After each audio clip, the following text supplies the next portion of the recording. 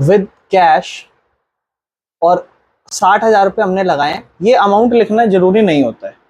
इसके बाद हम, क्योंकि हमारे पास बिजनेस स्टार्ट हुआ है तो पैसा आ रहा है और मालिक ला रहा है, तो हम इसको लिखेंगे फर्स्ट एंट्री कैश प्लस, बराबर में लाइबिलिटी में कुछ भी नहीं हुआ और कैपिटल में मालिक ने 60,000 रुपये की कैपिटल लाई, तो पैसा आया कैश प्लस और मालिक लाया कैपिटल प्लस हो गई।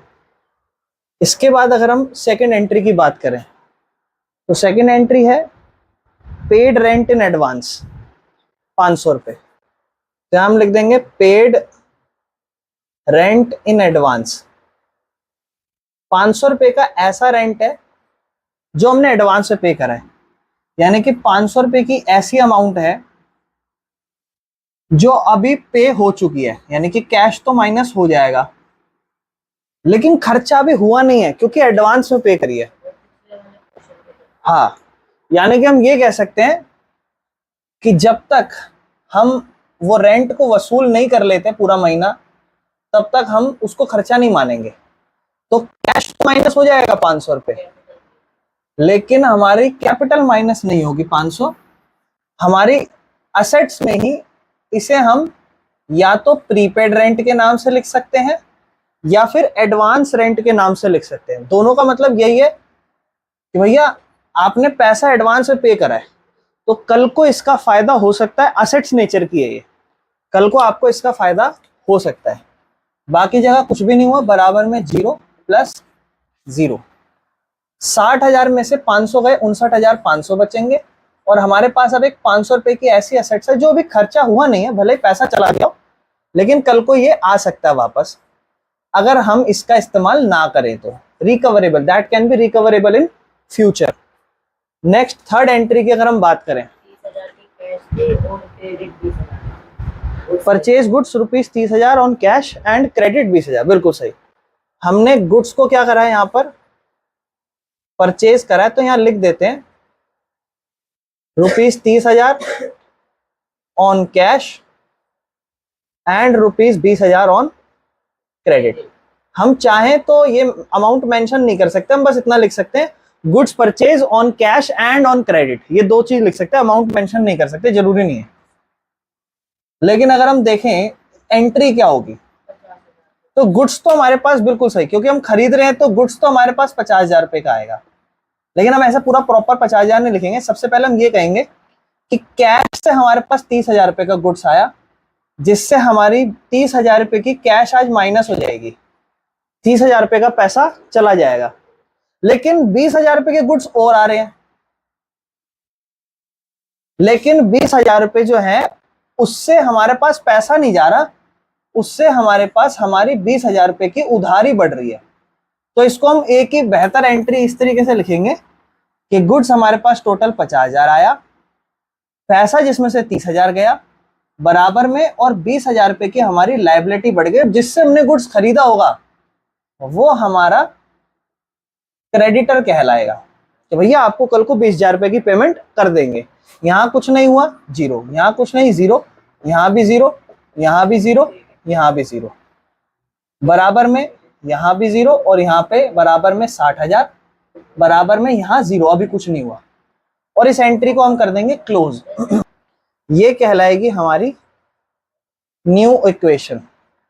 फिर हम करेंगे हमारी फोर्थ एंट्री।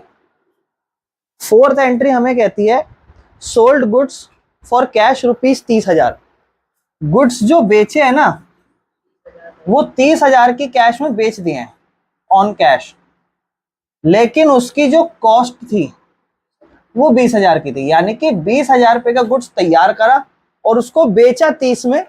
इसका मतलब 20,000 का माल 30,000 में बेच रहे हो, 10,000 रुपए का आप प्रॉफिट भी कमा रहे हो। यानी कि ये ऐसी ट्रांजैक्शन है जिसका इफेक्ट पड़ेगा मोर देन 2 साइड।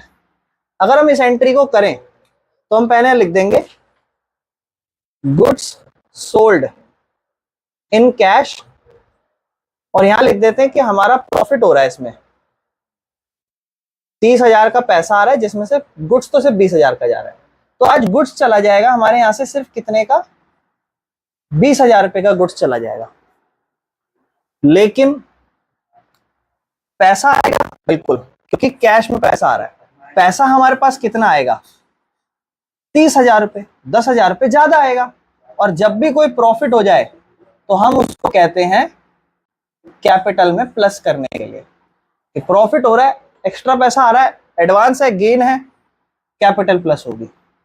इसको हम लिख देंगे कि ये हमारी न्यू इक्वेशन है। फिर हम करेंगे फिफ्थ एंट्री। फिफ्थ एंट्री हमें क्या कहती है? कमीशन रिसीव्ड इन एडवांस, नहीं, पेड सैलरी 500 रुपए, आउटस्टैंडिंग सैलरी 100 रुपए। तो सैलरी थी जिसमें से 500 रुपए की सैलरी तो दे दी और 100 रुपए की है वो आउटस्टैंडिंग है। इसका मतलब क्या है? टोटल सैलरी कितनी थी? 600 की। सैलरी तो टोटल 600 की थी, 500 दे दी और 100 नहीं दी।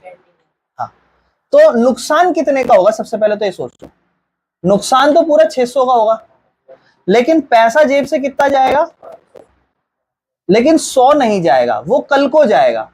तो हम इसको प्लस में 100 रुपए आउटस्टैंडिंग सैलरी लिख देंगे। यहां पे लिख देना है इसको आउटस्टैंडिंग एक्सपेंस, क्योंकि हो सकता है और भी कुछ खर्चे हों आउटस्टैंडिंग में।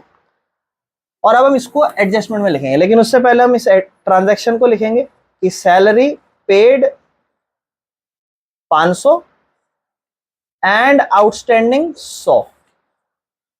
तो 500 रुपए की सैलरी पे कर दी, 100 आउटस्टैंडिंग थी।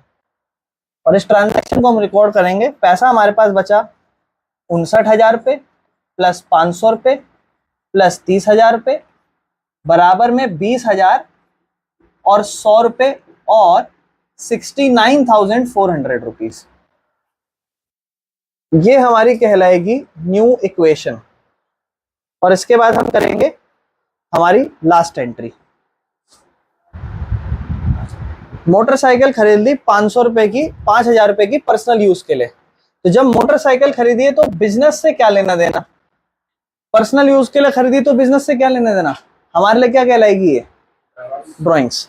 तो हमारे यहाँ से तो हम यही कहेंगे, भैया आप मोटरसाइकिल खरीदो चाहे जहाज खरीदो, हमारे यहाँ से तो पैसा चला गया होगा आज 500 रुपए, और हम कैपिटल माइनस कर देते हैं 5,000 रुपए, और ये हमारी एंट्री हो जाएगी खत्म। इसको हम लिख देंगे, हम चाहे तो इसको ऐसे भी लिख सकते हैं सिंपल, ड्रॉइंग्स रुपीज 5,000। और यहां से हमारी ये लास्ट न्यू इक्वेशन बनेगी, जो बनेगी 54,000 प्लस 500 प्लस 30,000 रुपए के गुड्स बराबर में 20,000 प्लस 100 रुपए प्लस 64,400 रुपीज।